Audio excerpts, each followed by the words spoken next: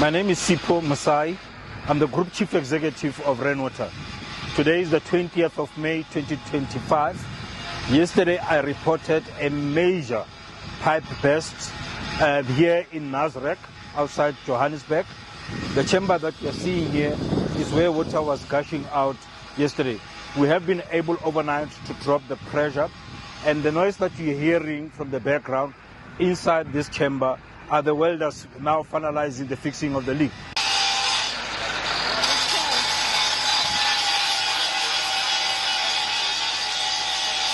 On the right there, we have our team just finishing the last touch-up of the bracket that's going to come below the pipe. So the pipe burst was taking place on top and underneath. We have closed the top part. We are now going to be using that bracket to close it off. We anticipate that this work will be done before the end of this afternoon, and late this evening we'll start pumping water into the system, and hopefully everybody will be having water tomorrow. Just want to take this opportunity to thank you very much for your patience, and hopefully this time tomorrow the system will be fully recovered.